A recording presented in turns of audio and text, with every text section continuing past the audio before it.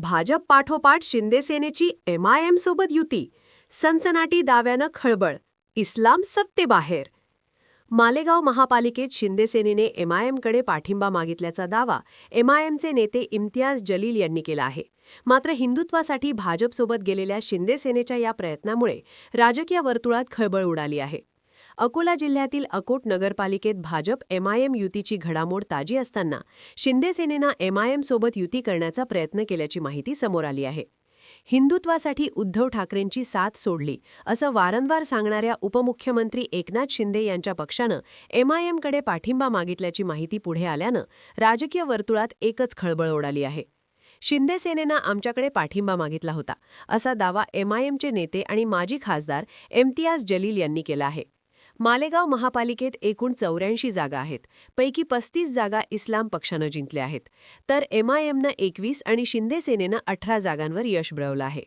MIM आणि शिंदेसेनेचा एकत्रित आकडा 39च्या घरात जातो.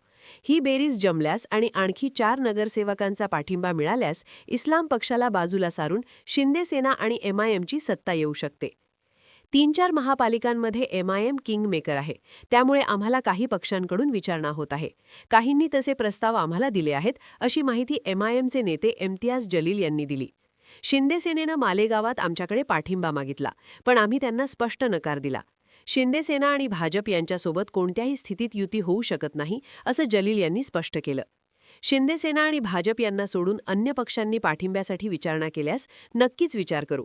महापौर किंवा अन्य समित्यांसाठी अन्य पक्षांकडून पाठिंबा मागितला जात असेल तर त्याबद्दलचे प्रस्ताव पाठवा, अशी सूचना आम्ही नगरसेवकांना केली आहे. पण शिंदेसेना आणि भाजप सोबत युती होणार नाही, असं जलील यांनी सांगितलं.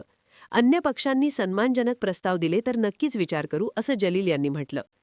मालेगाव महापालिकेत एकूण 84 जागा आहेत, पैकी 35 जागा इस्लाम पक्षानं जिंकल्या आहेत, तर MIMनं 21 आणि शिंदेसेनेनं 18 जागांवर यश मिळवलं आहे.